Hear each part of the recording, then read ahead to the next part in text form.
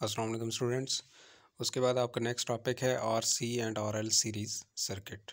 तो इस टॉपिक को स्टार्ट करने से पहले मैं कुछ चीज़ें आपको रिवाइज़ कराता चलूँ कि आपने तीन किस्म के सर्किट पढ़े हैं। एक है रजिस्टर, एक कैपेसिटर एंड इंडक्टर। रजिस्टर में जो फेज़ डिफरेंस है वो ज़ीरो होता है। कैपेसिटर में फेज़ एंगल जो है या फेज़ डिफरेंस वो 90 डिग्री होता है और इंडक्टर में भी 90 डिग्रीज होता है।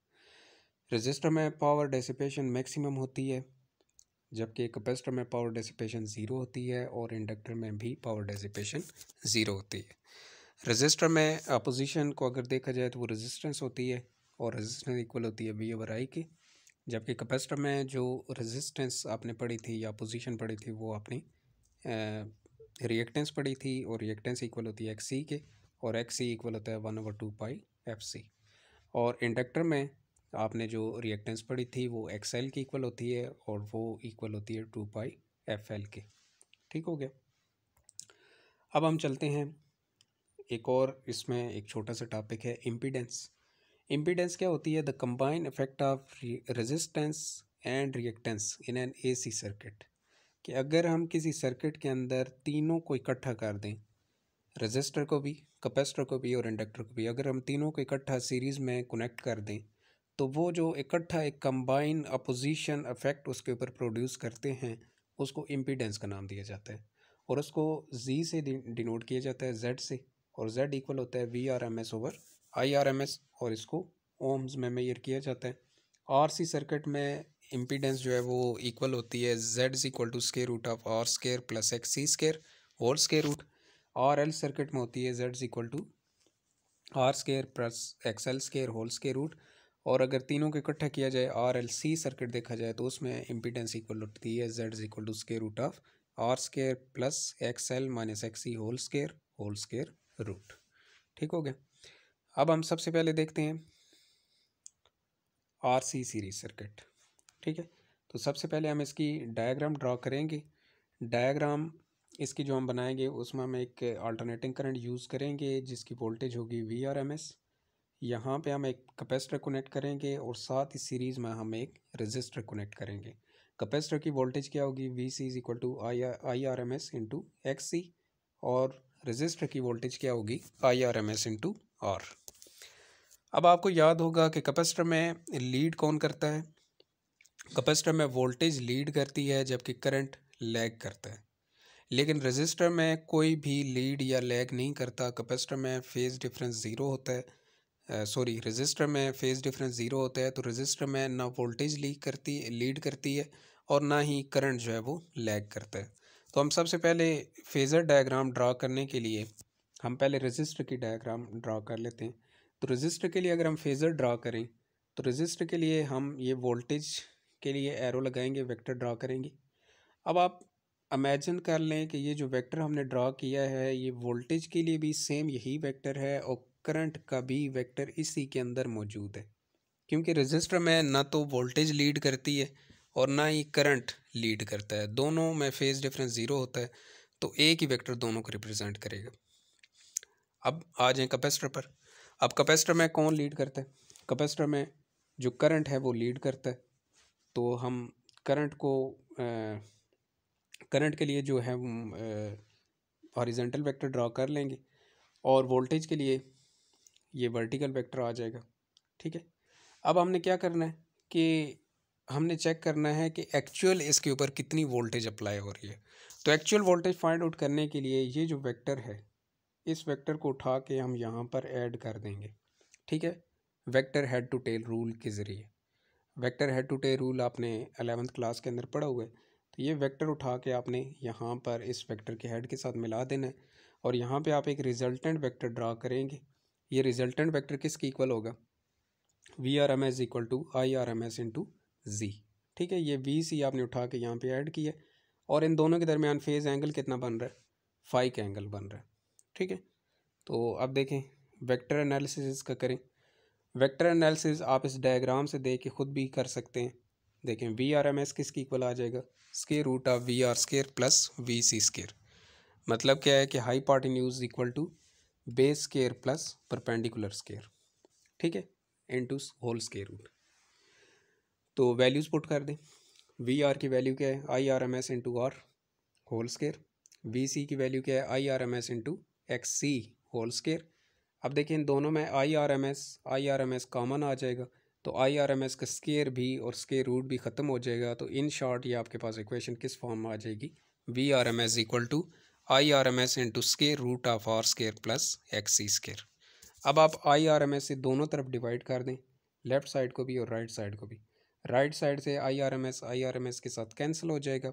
और ये देखें वी आर एम एस और आई आर एम एस क्या चीज़ है, ये आपके पास इम्पीडेंस होती है। तो इसी चीज़ को आप Z से डिनोट कर देंगे, ठीक है। वी आर एम एस किसकी इक्वल होता है, इम्पीडेंस की इक्वल होता है। वी आर एम एस और I R M S impedance की इक्वल होता है, तो ये दोनों Z की इक्वल आ जाएंगे। Z is equal to square root of R square plus X C square whole square root. तो इस फार्मूले के ज़रिए ये जो आपने इम्पीडेंस फाइंड आउट की है, इसके ज़रिए अगेन आप इसकी डायग्राम ड्रा कर सकते हैं। देखें अगर ये वेक्टर R हो, ठीक है, अगर ये वेक्टर R हो तो ये वेक्टर एक्स सी होगा, और यहाँ पे इसी वेक्टर को उठा के आपने यहाँ पे ऐड करना है, और ये इन दोनों का रिजल्टेंट होगा जो कि Z की इक्वल होगा, ठीक है। Z is equal to R square plus X C square whole square root था। तो इस फार्मूले से हमने इसकी फेज़र डायग्राम ड्रा कर ली, ठीक है।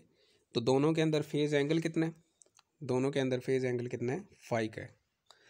अब अगर हम पावर डेसिपेशन इसमें चेक करना चाहें तो यहाँ पे बहुत सिंपल है, आप क्या अप्लाई कर देंगे, tan फाई अप्लाई कर देंगे। tan फाई किसकी इक्वल आ जाएगा, tan फाई क्या होता है, परपेंडिकुलर ओवर बेस, ठीक है। परपेंडिकुलर क्या है यहाँ पे, परपेंडिकुलर है एक्स सी, और बेस क्या है, आर है, तो एक्स सी ओवर आर, और ये इक्वल आ जाएगा 1/ओमेगा सी आर के इक्वल आ जाएगा। और अगर हम इसके अंदर पावर डेसिपेशन चेक करना चाहें तो tan को आप दूसरी साइड पे ले जाएं, तो फाई किसकी इक्वल आ जाएगा, tan इनवर्स इंटू 1/ओमेगा सी आर। और यहाँ पे ये जो फाई की वैल्यू है ये आप इस इक्वेशन में पुट कर सकते हैं, P is equal to V I cos phi. जो आपने पावर डेसिपेशन की इक्वेशन पढ़ी थी, P is equal to V I cos theta हो या P is equal to V I cos phi हो, थीटा भी यूज़ कर सकते हैं, फाई भी यूज़ कर सकते हैं, ठीक है। ये दोनों एंगल्स हैं, कोई भी एंगल आप यूज़ कर सकते हैं। तो ये फाई की वैल्यू आप यहाँ पे उठा के पुट कर दें तो आपके पास पावर डेसिपेशन आ जाएगी। अब देखिए इसमें पावर डेसिपेशन ना तो ज़ीरो आ रही है और ना ही मैक्सिमम है, ठीक है। तो ये इन दोनों के मॉडरेट एक दरमियान में होगी, ठीक है। इसमें पावर डेसिपेशन ना तो ज़ीरो आ रही है और ना ही किसी मैक्सिमम पॉइंट पर है। तो आप सिंपल कह सकते हैं कि इसकी पावर डेसिपेशन जो है वो एंगल फाई पर डिपेंड करती है। ये तो था आर सी सीरीज सर्किट। अब हम देखते हैं आर एल सीरीज सर्किट। ये भी सेम ऐसे ही है, सिर्फ आपने क्या करना है, जहाँ पे आपने कैपेसिटर कनेक्ट किया था वहाँ पे अब आपने एक इंडक्टर कनेक्ट कर देना है, ठीक है। ये एक अल्टरनेटिंग करंट है, अल्टरनेटिंग करंट की सप्लाई आपने साथ कनेक्ट की हुई है। ये आपने साथ एक इंडक्टर कनेक्ट कर दिया जिसकी वोल्टेज किसकी इक्वल होगी, V L is equal to I R M S into X L. और साथ एक आपने सीरीज़ में ही रजिस्टर कनेक्ट कर देना है जिसकी वोल्टेज होगी V R is equal to I R M S into R. अब देखें जो होता है ये इंडक्टर, उसमें कौन लीड करता है, उसमें वोल्टेज लीड करती है जबकि करंट लैग करता है, ठीक है। कैपेसिटर के उलट होता है बिल्कुल। तो हम पहले ड्रा कर लेते हैं इसकी डायग्राम रजिस्टर के लिए, ठीक है। रजिस्टर के लिए आप ये वेक्टर ड्रा करेंगे वी आर। अब रजिस्टर में ना तो वोल्टेज लीड करती है और ना ही करंट लीड करता है, दोनों में फेज डिफरेंस ज़ीरो होता है, जैसे पीछे अभी मैंने आपको बताया। तो अगर ये वेक्टर वोल्टेज के लिए है तो सेम यही वेक्टर किसके लिए होगा, करंट के लिए भी एक ही वेक्टर होगा। तो अब देखें इंडक्टर के लिए ड्रा करें, इंडक्टर में कौन लीड करता है, वोल्टेज लीड करती है। तो ये परपेंडिकुलर वेक्टर ड्रा कर दें वोल्टेज के लिए, V L is equal to I R M S into X L, ठीक हो गया। अब आपने क्या करना है, एक्चुअल वोल्टेज चेक करनी है, जैसे हमने पिछले आर सी सीरीज सर्किट में चेक की थी कि एक्चुअल वोल्टेज कौन प्रोवाइड कर रहा है। तो उसके लिए आपने क्या करना है, इस पूरे वेक्टर को उठा के, इस वेक्टर को उठा के यहाँ पे ऐड कर देना है इसमें हेड टू टेल रूल के साथ, ठीक है। यहाँ पे ऐड करेंगे तो एक रिजल्टेंट ड्रा करेंगे आप, रिजल्टेंट क्या बनेगा, V R M S equal to I R M S into Z, ठीक है। अब इसका वेक्टर एनालिसिस करें, वेक्टर एनालिसिस सेम ऐसे ही आपने करना है, हाई पार्ट न्यूज़ का square, sorry hypotenuse is equal to V R M S hypotenuse है is equal to perpendicular square plus base का square whole square root V R square plus V L square whole square root. दोनों की values put कर दें। V R की value I R M S into R whole square, V L की value I R M S into X L whole square. अब same ऐसे ही I R M S दोनों में कॉमन है तो आई आर एम एस का square भी ख़त्म हो जाएगा और स्केयर रूट भी ख़त्म हो जाएगा, तो ये बाहर आ जाएगा I R M S into square root of X square plus X L square whole square root. अब आप आई आर एम एस से दोनों तरफ डिवाइड कर दें, लेफ़्ट साइड पे आई आर एम एस के साथ कैंसिल हो जाएगा और अगेन वही कि V R M S over I R M S किसकी इक्वल है, इम्पीडेंस की इक्वल है। तो इसको हम किस फॉर्म में लिख लेते हैं, इम्पीडेंस की फॉर्म में लिख लेंगे जिसको जी से डिनोट किया जाता है। तो जी किसकी इक्वल आ जाएगा, square root of R square plus X L square whole square root. अब अगेन वही कि आप इस फार्मूले से इसकी डायग्राम ड्रा कर सकते हैं। ठीक है, ये देखिए इसे आप इस डायग्राम ड्रा कर सकते हैं। रिजल्टेंट आना चाहिए जी। ठीक है, अगर ये वेक्टर आर है तो ये परपेंडिकुलर वेक्टर एक्स एल हो जाएगा और इसी वेक्टर को उठा के यहाँ पे ऐड कर दें और ये रिजल्टेंट ड्रा कर दें तो रिजल्टेंट क्या बन जाएगा, जी बन जाएगा। और दोनों के दरमियान एंगल कितना बन रहा है, फाई का एंगल बन रहा है। और अगेन वही आप टेन थीटा यहाँ पे अप्लाई कर दें, सॉरी टेन फाई अप्लाई कर दें तो टेन फाई किसकी इक्वल आ जाएगा, परपेंडिकुलर ओवर बेस। तो परपेंडिकुलर है एक्स सी एक्स एल और बेस के आर है तो ये आ जाएगा एक्स एल ओवर आर और इसको आप लिख सकते हैं इस फॉर्म में tan phi is equal to omega L over R.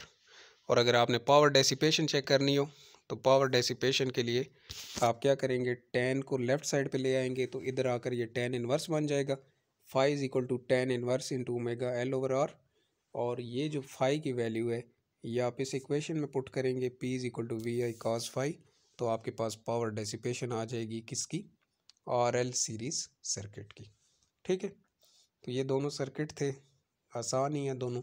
ठीक है, काफ़ी चीज़ें इनके कंसेप्ट आपने पहले पढ़े हुए हैं वही इसमें यूज़ हो रहे हैं और दोनों में इतना फ़र्क नहीं है, एक में सिर्फ आपने कैपेसिटर कनेक्ट करना है और एक में इंडक्टर कनेक्ट करना है। तो हम इसको समराइज़ कर देते हैं कि दोनों में क्या क्या चीज़ें कॉमन चल रही हैं आर सी सीरीज सर्किट में और आर एल सीरीज सर्किट में। ठीक है, तो देखें सबसे पहले वी आर एम एस की value R C series circuit के लिए क्या आई थी, V R M S equal to square root of V R square plus V C square whole square root. और आर एल सर्किट के लिए क्या आई थी, V R M S equal to square root of V R square plus V L square. फिर impedance की value, impedance की are C series circuit के लिए क्या वैल्यू आई थी, Z is equal to square root of R square plus X C square whole square root. और R L circuit के लिए क्या आई थी, इसकी value Z is equal to square root of R square plus X L square whole square root. एक और चीज़ कि अगर हम इन तीनों को कंबाइन ड्रा करें एक ही डायग्राम में तो रजिस्टर को आप दरमियान में लगा दें।